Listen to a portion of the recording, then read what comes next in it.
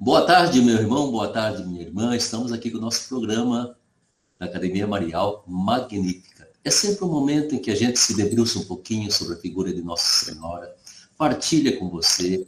Há sempre pessoas que estão partilhando, exatamente para que ajude você a olhar para Nossa Senhora, crescer no seu afeto, no seu amor por ela, mas também conhecer cada vez mais profundamente essa criatura maravilhosa que é Maria de Nazaré, esposa de José, mãe de nosso Senhor Jesus Cristo e nossa mãe também. Não basta a gente ter aquela devoção maravilhosa por Nossa Senhora, mas é importante também olhar essa mulher como sendo um verdadeiro modelo de ser humano que Deus nos ofereceu, como sendo o modelo da nossa igreja, como sendo para nós um caminho que nos leva assim para o verdadeiro Jesus e para a gente compreender a própria humanidade de Jesus. E hoje, para bater papo conosco, eu tenho aqui um confrade bem jovem, Padre Rodrigo Arnoso. Bem-vindo, Padre Rodrigo. Obrigado, boa tarde, Padre Ulisses, obrigado a todos aqueles que nos acompanham. É sempre uma alegria falar desta figura de Maria, que nos ajuda sempre a encontrar, né, Jesus, a viver com convicção a nossa fé, este nosso serviço de anunciar e dar testemunho da boa notícia no mundo em que vivemos. Pois é, e a gente se sente muito livre para fazer um bate-papo, não é mesmo? Padre Rodrigo, ele é missionário redentorista, comprado da gente, geração nova, graças a Deus. Professor no Instituto de Teologia São Paulo, ele fez a sua pós-graduação, claro, fez filosofia, teologia, mas ele fez o mestrado em Sagrada Liturgia pelo Pontifício Instituto Litúrgico de Roma, o Ateneu Sarmiano, onde eu estudei também, né? Lá nos anos 70 ainda, passei pelo Pontifício Ateneu Santo Anselmo. Agora você já está fazendo o trabalho de doutorado em teologia, né? Isso, a gente já começou há um ano a fazer a pesquisa, a pensar um pouquinho matemática e vamos propor, claro, uma reflexão aí no campo da liturgia, sobretudo no que se refere ao silêncio. Silêncio? Então, a gente está trabalhando um pouquinho no mundo tão marcado, né, por barulhos, a gente quer propor aí a importância da sacramentalidade do silêncio na liturgia, ou seja, do silêncio como um caminho para nos encontrarmos também com Deus. Então a construção do meu trabalho está aí no campo da pesquisa litúrgica que nós chamamos da espiritualidade e liturgia, que o Concílio Vaticano II também resgatou, né, a liturgia como fonte de espiritualidade. E dentre os elementos dessa espiritualidade está essa necessidade também da busca do silêncio como caminho de encontro com Deus. Certamente, né, Rodrigo, porque sem interiorização nada cria raiz na vida da gente, né? Nem o Espírito Santo consegue se alinhar dentro de nós sem interiorização. Sem silêncio não há interiorização. E com certeza nós alimentamos uma mística ingênua, porque não permitimos este encontro profundo com Deus que nos questiona, que nos interpela e que nos convida também a novos comportamentos, sobretudo no segmento da pessoa de seu filho. Eu acho que vai ser muito bonito o estudo que você está fazendo, viu? Tomara que possa desenvolver bem. Né? Você faz parte também do grupo de pesquisa em teologia litúrgica da PUC, né? Isso, nós temos um grupo em que nós estamos buscando fazer uma interface, ajudados por um filósofo, né, Javier Zubiri.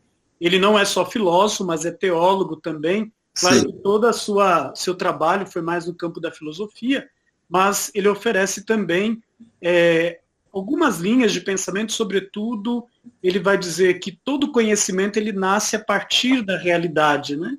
Então a gente parte um pouquinho do conceito que ele nos oferece de realidade, e ele fala que a realidade maior é Deus, então tudo parte, né, de Deus, e é Deus que nos ajuda a dar também uma direção nesta nossa vida. Então a gente desenvolve este estudo hoje, e ele trabalha muito a questão de que nós precisamos valorizar o sentir, né? Nós aprendemos também a partir dos sentidos, e ele até vai falar que nós temos mais de 5 sentidos. Verdade? Interessante.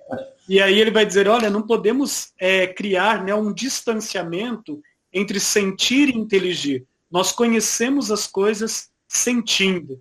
E aí a gente vai por esse caminho aí, aplicando, né, esse método do professor Zubiri, que foi um filósofo espanhol, para a liturgia. Nós precisamos sentir a liturgia para que haja de fato uma participação ativa, consciente e plena em cada celebração. O mistério não é algo que se esconde, mas é algo que se revela a cada dia, a cada momento e a cada celebração, que é também um momento de atualização da história da salvação na vida cristã.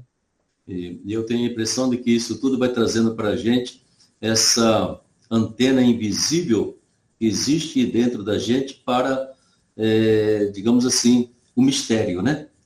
Que não se vê pelos olhos, nem pelos ouvidos, nem pelo nariz, mas alguma coisa como se houvesse uma antena interior lá dentro de nós, a percepção do mistério e a necessidade do mistério na vida da gente. Aí entra o casamento com silêncio também. Com certeza, nós devemos buscar também, né? O mistério é algo que se revela, mas nós o buscamos. E no encontro com o mistério, nós vamos crescendo também, sobretudo nessa dimensão do discipulado da pessoa de Jesus Cristo. É ele que se revela a cada um de nós. Então, eu acho que esse sentido que tem aí deve ser alguma coisa, entende? Porque você fala assim, sentir o mistério. Não, não dá para sentir o mistério. Há uma forma de percepção ainda indefinível, né? Essa percepção, a partir daquilo que nós estudamos, né, de Javier Zubiri, ele vai dizer o sentido, né? O sentido nos faz perceber a presença desse mistério que muitas vezes a gente acha que se esconde, mas está diante dos nossos olhos e se revela de muitas formas para cada um de nós. Aí ele vai dizer, até complicar um pouco a nossa cabeça, que ele vai falar que nós inteligimos sentindo e sentimos inteligindo a realidade. E aí ele fala de uma inteligência senciente, né? Que envolve todo o ser humano, todos os sentidos do ser humano. E volta então ao velho São Tomás de Aquino, né? Niquilesse intelecto, estudioso de Tomás de Aquino. Niquilesse intelecto, quod prius non furit insenso. Nada chega a ser compreendido que primeiro não passe pelo sentido, né? Mas eu acho que aí ele fala do sentido nessa busca de significação da vida, né? Sim. A partir daí que a gente vai encontrar realmente a questão do mistério. Mas vamos falar sobre Nossa Senhora, que Nossa Senhora faz parte exatamente daquilo que é inteligência, daquilo que é sentido, daquilo que é percepção, né? E daquilo que realmente impregna a vida da gente. Essa devoção, falar assim, devoção a Nossa Senhora Aparecida, o que é que isso ensina para nós, Rodrigo? Um primeiro elemento, eu sempre costumo falar, né, quando me pedem para falar de Nossa Senhora Aparecida, o primeiro elemento que eu trago é sempre que ela é alguém que veio das águas. Né? E vir das águas nos faz recordar o nosso batismo. Nós nascemos para a vida cristã através das águas do batismo. E a fonte batismal, nós podemos, né, ajudados aí pelos padres da igreja, entendê-la como o útero da igreja, onde somos gerados para a vida cristã. Então, falar de Nossa Senhora, um primeiro elemento que a devoção a Nossa Senhora nos ajuda a entender, e a Nossa Senhora Aparecida, é esta dimensão batismal. Nós fazemos parte de um corpo, e este corpo é a igreja cuja cabeça é o Cristo Jesus. Então, Maria não é aquela que nos atrai para si, mas a sua vida nos testemunha que o caminho que devemos trilhar é o caminho do Cristo. Então, nós devemos passar pela vida das pessoas fazendo sempre o bem. Depois, um outro elemento, Sim. Maria é aquela que é revestida do Espírito de Deus. E nós também, no nosso batismo, e quando recebemos o sacramento da confirmação, nós somos revestidos do Espírito. Então, na missão, nós não agimos por nós mesmos, mas iluminados pelo Paráclito, nós nos colocamos a caminho. E, ao fazermos este caminho, nós damos testemunho, anunciamos uma boa notícia, que vai gerando vida, vai gerando esperança a todas as pessoas. Depois, a imagem de Nossa Senhora, ela veio do barro, ela foi moldada no barro. Primeiro nos recorda que nós somos também moldados por Deus, somos moldados à sua imagem e semelhança, por isso participamos efetivamente da sua criação. Por isso precisamos cuidar, né, de tudo aquilo que Ele nos oferece, porque Ele nos coloca também como cuidadores da sua obra criativa. Mas também recorda a nossa fragilidade. E essa fragilidade que necessita desta presença amorosa de Deus, desta presença de um Deus que vai nos ajudando a entender, né, o mistério da vida e nos fazendo unidos também a este mistério. Então, estes elementos que eu trago, né, a devoção à Nossa Senhora nos ajuda a perceber, né, que somos um povo, e este povo da aliança, este povo que é chamado a caminhar com o seu Senhor, a transformar o mundo em que vivemos. E assim como Maria sempre esteve presente na vida dos discípulos, ela continua presente também nas nossas vidas, nos interpelando, nos mostrando, nos indicando qual o caminho que devemos seguir, que é o seu Filho, o Cristo Jesus. Então, você fala água, barro, Espírito Santo, né? São elementos assim que parece que a gente está vivendo a dinâmica da criação, né? É toda a dinâmica da criação. E eu gostei muito quando você fala, ela é feita de barro, ou seja, Nossa Senhora é gente, é aqui da terra, né? É humus, é humilde, né? Então, lembrando constantemente essa realidade de todos nós, que é uma realidade, somos feitos de barro, né? E, ao mesmo tempo, essa capacidade que Deus tem de fazer esse barro, de repente, virar uma maravilha, como ele fez de Maria, né?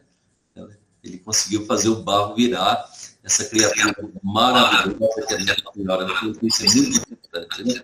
Mas assim, essa devoção à Nossa Senhora, esse amor que temos à Nossa Senhora, esse fenômeno fora do comum, que vem lá de 1717 e desemboca até nesse ano ainda de pandemia, nesse fluxo imenso de romeiros, né?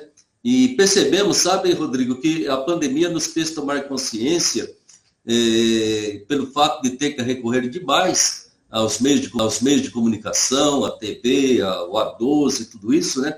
Como que o mundo dos devotos de Nossa Senhora é muito maior do que o mundo dos peregrinos que vem a Aparecida. É fora do comum, sabe? Aquilo que envolve esse afeto, essa devoção à Nossa Senhora, né?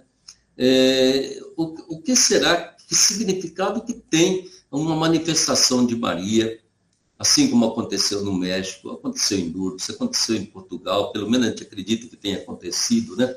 E aconteceu aqui no Brasil. O que será que leva a história da salvação a ter, assim, essas intervenções ou essas manifestações que depois... manifestações acontecem a toda hora, mas tem algumas que realmente parece que veio de Deus, né? Porque se amplifica de uma tal forma que sai do controle de uma explicação histórica. Sai, né? E vira esse fenômeno de 3 pequenos e humildes pescadores se transformar naquilo que é hoje. Até eu fico pensando, se os primeiros redentoristas, lá de 1894, que chegaram ao Brasil e a velha Basílica de Aparecida, desse uma olhada hoje no movimento de Aparecida, eu acho que eles não iam acreditar. Não é possível que tenha acontecido isso com esse santuário de Aparecida. Como é que você vê esse fenômeno dessa quase que intervenção, não é mesmo, que a gente vê dentro da história humana e para nós aqui no Brasil, né? Deus, ele se manifesta de muitas formas para todos nós, né? E eu penso que as manifestações de Nossa Senhora na história da salvação tem sempre o objetivo de não nos anestesiar, mas chamar a nossa atenção. Será que não estamos fugindo, né, muitas vezes, do nosso primeiro amor? Eu sempre costumo dizer, né, os pescadores eles foram buscar peixe no rio, mas eles se deixaram também levar um pouquinho naquele momento pela incredulidade de que não iam conseguir peixes, porque o rio não estava para peixes. Mas por detrás daqueles pescadores, a gente pode imaginar que ficaram as mulheres em casa intercedendo para que eles pudessem encontrar alguma coisa naquele rio. Então, é o encontro de uma imagem muito simples, como já falamos aqui, feita de barro, que faz com que aqueles 3 humildes pescadores repensem até mesmo a própria fé. Eles poderiam ter jogado aquela imagem novamente dentro do rio. Primeiro, uma imagem sem cabeça. Poderiam se deixar levar, poxa vida, o que isso quer dizer para nós? Isso é um mau presságio. Uma imagem sem cabeça, todo mundo jogava um santo quebrado dentro da água, enterrava em algum lugar. Mas eles recolhem aquele corpo e deixam aquele corpo dentro da barca. E um pouco mais depois, encontram a cabeça. E aí eu sempre costumo fazer uma analogia. Às vezes, a nossa fé ela vai se ruindo, mas vão aparecendo alguns sinais na nossa vida que dizem, olha, é preciso reconstruir o nosso amor por Deus. Então, o encontro da imagem, ele ajuda a reconstruir a fé daqueles 3 pescadores que se tornam missionários, se tornam propagadores daquela devoção. E aí a gente vai olhando os sinais, né? Os primeiros sinais que Nossa Senhora, né, que Deus foi realizando por intercessão de Nossa Senhora. A gente vê velas que se apagam e nos recorda, olha, a nossa fé é algo que tem que ser firme.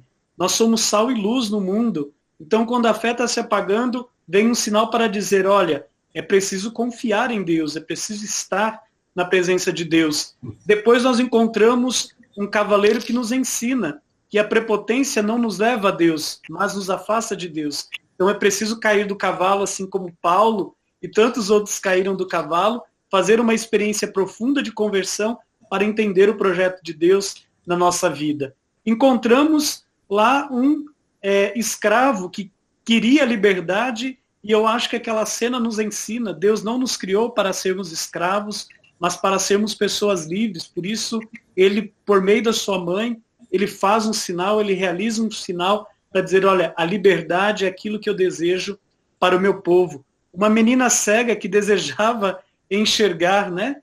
Nós temos ali a ação de Deus através de Nossa Senhora para dizer, todos os meus filhos são chamados a contemplarem a beleza da criação para darem testemunho desta criação. Então eu acredito que essas manifestações, elas sempre nos ensinam a buscar o nosso amor primeiro, a nos colocarmos na presença de Deus. E esta multidão que vai à Aparecida, ela nos ensina isso. São pessoas sedentas de Deus, sedentas não apenas de sinais, mas sedentas da presença de um Senhor que nos ama, que nos abençoa, de alguém para nos dar esperança diante de tantos testemunhos, às vezes, de desesperança que vivemos em nossa sociedade. Então, acho que Maria é aquela que sempre chama, convoca, mas não para ela mesma, mas para Deus, né? E eu penso que isso a gente pode testemunhar através dos diversos romeiros, né, de Aparecida. Eu até escrevi um texto, né, agora que será publicado, em que eu trabalho, né, o grande papel catequético do santuário na vida dos romeiros que por ali passam, né? E a visita ao santuário como um momento fundamental de conversão. Às vezes não participamos de comunidades, mas vamos em peregrinação e ali, a partir de Nossa Senhora, fazemos um encontro profundo com o seu Filho, e nós sabemos que é no encontro profundo com a pessoa de Jesus Cristo que nascem os verdadeiros discípulos e missionários do Senhor. É verdade. Entende? Você tocou vários pontos que me faz lembrar sempre. Eu sempre agradeço a Nossa Senhora Aparecida, que ela não deixou nenhuma mensagem falada, né? Como nas outras aparições, e que assim, acabam sendo objeto de N explicações, né? E que de vez em quando faz a gente até duvidar se veio de Nossa Senhora mesmo ou não veio. Mas eu acho importante exatamente aquilo que você fala. Nossa Senhora Aparecida não falou nada, mas ela transmite constantemente um mundo de mensagens que são fundamentais, né? Até através desses milagres que a gente guarda, né? Essa menina cega, para mim foi sempre essa imagem de Nossa Senhora que, de repente, ilumina a nossa fé. Você está meio no escuro e, de repente, se enxerga, vê por que estou doente, por que estou passando por isso, passando por aquilo, dá um sentido para aquilo, né? Essa outra questão muito séria, né, que essa imagenzinha tão pequena, tão humilde, no fundo da basílica, diante da arrogância do ser humano. Aqui sou eu que penso, sou eu que mando, eu que entendo, eu que sei tudo, eu que explico tudo. E está ali aquela pequenina imagem, né? Nossa Senhora nunca montou num cavalo para dizer, eu sou a tal, eu sou a rainha.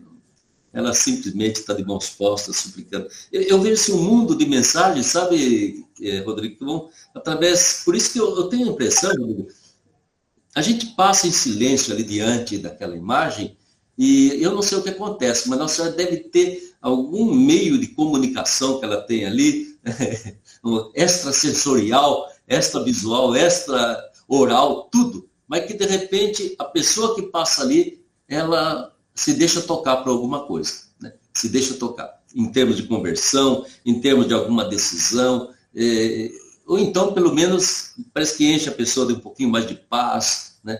Ninguém sai diante daquele nicho, daquele altar de Nossa Senhora, sem alguma coisinha ter passado lá dentro dela, não acha? Eu penso que é sempre um momento de mudança de vida. Eu gosto sempre de contemplar os romeiros que passam ali. Eu tive a graça de trabalhar por 7 anos no santuário. E no final da tarde eu sempre gostava de olhar como os romeiros trocavam olhares com Nossa Senhora. Sim.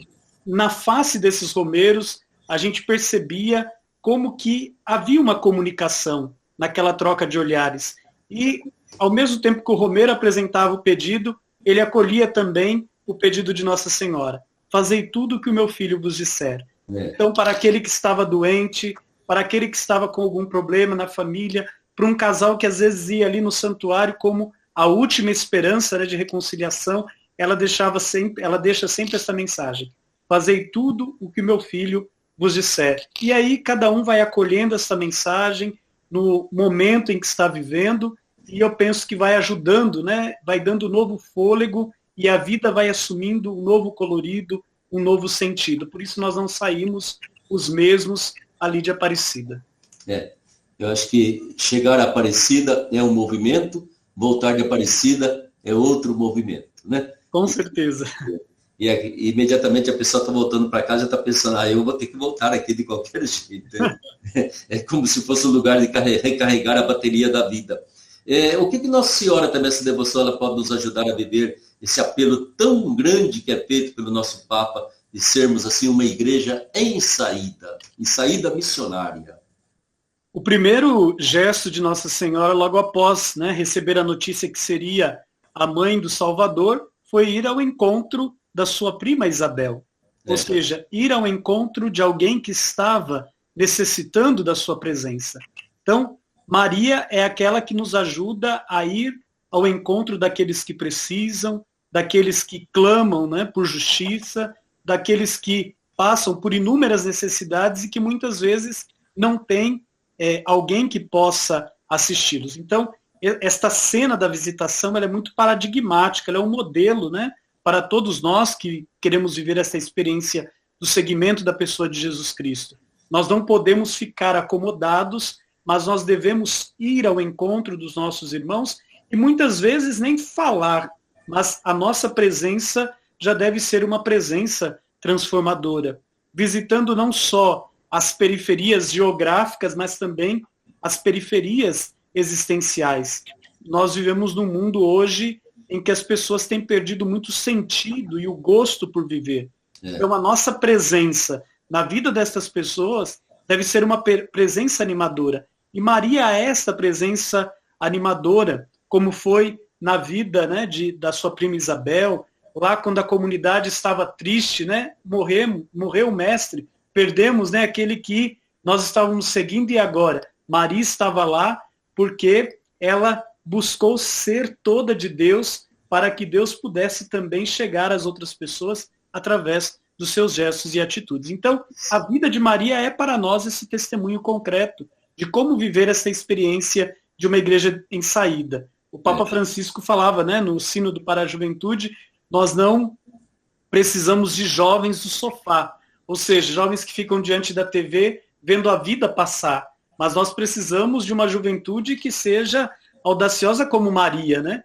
Ir, né, ao encontro daqueles que mais precisam, ser sinal de esperança para aqueles que clamam, né, por justiça e fraternidade. E eu penso que este é o grande pedido, né, e o grande ensinamento que Maria faz a cada um de nós, sermos uma igreja inquieta, uma igreja que é hospital de campanha, né, capaz de ser samaritana, curar as feridas daqueles que mais sofrem. No certo sentido, eu acho que a Romaria tem sempre esse movimento, né? Vir e ir, né? Chegar e sair. Eu acho que é toda uma dinâmica também espiritual da vida da pessoa, né? E eu tenho certeza que a Aparecida tem alimentado exatamente esse sair de volta para casa, para o trabalho, para aquilo que tem que fazer, com uma esperança nova, com uma força nova, né? Um desejo novo da vida da gente. E a gente está celebrando agora, então, já 90 anos que Nossa Senhora foi proclamada padroeira do Brasil. Celebramos aí, digamos, quase que simbolicamente essa data, né? Indo até o Rio de Janeiro, tudo. Mas queremos celebrar um pouco mais. Conte para nós, o Instituto de Teologia de São Paulo, o que pretende fazer em relação a essa data dos 90 anos? Então, no próximo dia 30, né, de julho, nós teremos um encontro, né, através deste meio tão importante que descobrimos neste tempo de pandemia, né, que é o YouTube, que é a internet, fazendo chegar a muitos, né, uma palavra do professor Dilermando, que vai estar refletindo com a gente esses 90 anos, né, de proclamação de Nossa Senhora como rainha e padroeira do Brasil. Será um momento muito especial. O professor Dilermando, ele é um historiador e ele vai estar trabalhando um pouquinho a história da devoção à Nossa Senhora Aparecida e, de um modo todo particular, o contexto, né, desses 90 anos, né, que se deu essa proclamação tão importante aqui para o Brasil. Sabemos que temos uma mãe, uma padroeira, alguém que está sempre intercedendo por nós, assim como intercedeu nas bodas de Caná, né, para que sejamos ajudados em nossas necessidades para vivermos com alegria e discernimento a nossa fé. Então, o Instituto está promovendo isso em parceria, né, com a Academia Marial, e a gente quer promover tantas outras coisas, né, em parceria, visando sempre a formação do povo de Deus para uma fé cada vez mais convicta, né, e uma devoção que não seja inocente, nem muito menos sirva de anestesia, mas nos faça cristãos incomodados enquanto não transformarmos a nossa sociedade na civilização do amor. Então, eu acho que todo o esforço que a gente faz na Academia Marial, e mesmo toda a nossa pastoral do Santuário Nacional, é um esforço pastoral para que o nosso povo vivencie uma espiritualidade mariana que nem seja exagerada demais, nem que seja pequena demais, né? Mas que seja entrosada profundamente na espiritualidade cristológica, cristocêntrica de Jesus, na igreja. Eu acho que isso é muito importante. Mas o professor padre Dilermando é o mesmo que escreveu aquela história da Igreja Católica do Brasil, não é? Isso, ele tem este livro, e vários outros textos, né, pela nossa editora Santuário, e também outras reflexões que ele trabalha, a questão aí de Nossa Senhora, na história do povo brasileiro. Ele é um especialista em história da igreja, mas como servo de Maria, ele pertence à congregação... e servita também? Isso, servos de Maria. Por muitos anos ele lecionou no Instituto Mariano de Roma, né, o instituto próprio, onde formam os mariólogos aí do mundo, e ele agora está, né, aqui como professor. Ele faz parte, né, do corpo de professores do Instituto São Paulo de Estudos Superiores, o ITESP, e ele vai estar, então, contribuindo, né, com esta reflexão no dia 30 de julho, aqui pelo canal da Academia Marial. E é você que vai fazer um ping-pong com ele, não é, Rodrigo? Isso, nós vamos estar ali moderando, né, essa reflexão que ele vai estar fazendo. Vai ser uma live que vocês vão fazer? Isso, nós vamos fazer uma live de mais ou menos 1h, 1h30. Sim. E ele vai apresentar um tema, né, e o tema é sobre a proclamação, né, de Nossa Senhora como Rainha e Padroeira do Brasil. E depois nós vamos apresentar algumas perguntas que nascerão desta reflexão, e depois também acolher as perguntas, né, dos nossos internautas, daqueles que estarão participando. E o professor Dilermando, ele gosta, né, de ser questionado, de ser perguntado. Ele vai nos ajudar muito nesta reflexão. E nesta noite, claro que será muito agradável, e queremos contar com a presença de todos. Tomara que todo mundo possa se ligar aí, então, nessa noite do dia 30 de julho, né? Isso. 30 de julho, começa ali por volta das 7h30, 8 horas? Isso, 7h30, 8 horas já estaremos ali a postos para começarmos a nossa reflexão, e será, assim, uma noite muito proveitosa para aqueles que estudam, né, os diversos temas da Mariologia, mas também para os devotos e devotas de Nossa Senhora, para aqueles que cultivam, né, um amor por Nossa Senhora e querem aprender ainda mais sobre a história de Nossa Senhora Aparecida e os elementos teológicos também que encontramos nessa devoção e que são importantes para nós que somos discípulos e missionários de Jesus Cristo. Pois é, eu sempre acho que quanto mais a gente procura conhecer Nossa Senhora, mais a gente se enche de admiração, né? E mais a gente fica conhecendo o verdadeiro Filho dela, a humanidade de Jesus e tudo que Jesus significa, porque em Maria está Jesus, né? E em Jesus está Maria. Então é muito importante esse entrelaçamento de mãe e filho, e agora também com São José, que nós estamos deixando São José muito fora de casa. Agora, o Papa falou, não, coloca aí dentro da casa de Nazaré, que ele é o chefe da casa. Com certeza, né? Porque a José, né, foram confiados 2 tesouros de Deus, né? João Paulo II já nos dizia isso, né? Então. E é Jesus e Maria. E José, claro, né? Esses dias refletindo sobre a figura de José, numa live eu dizia, olha, certamente Jesus teve grandes lições, né? Aprendeu grandes coisas com José também, porque Deus quis dar José como pai aqui, né? Para que pudesse acompanhá-lo, pudesse cuidar da sua vida. E Jesus, contemplando José, deve ter ampliado aí o seu amor, né? Pelos mais pobres, pelos mais abandonados, porque José tinha este carinho também por aqueles que eram esquecidos no seu tempo. Daí, Rodrigo, Deus lhe pague, rapaz, por essa participação, por essa partilha, viu? Muito obrigado de todo o coração. E vamos rever você, então, se Deus quiser, no dia 30, nessa live que será feita, né?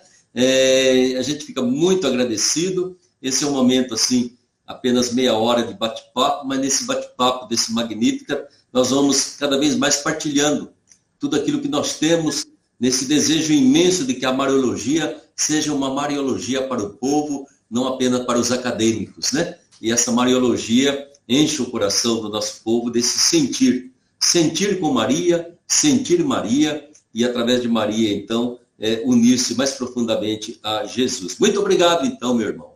Eu que agradeço, Padre Ulisses, né? E nós aqui do Instituto São Paulo de Estudos Superiores, ITESP, estamos sempre à disposição.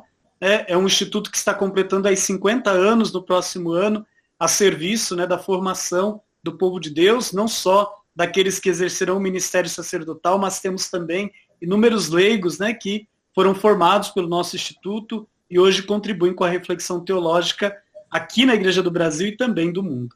Isso, muito obrigado. De coração, hein? E é junto com o Instituto ITESP que a gente vai realizar também a Semana Bíblico-Mariológica na primeira semana de setembro, se Deus quiser, também online, né? Preparando a grande festa de Nossa Senhora Aparecida de 2021. Um grande abraço a você, tá bom?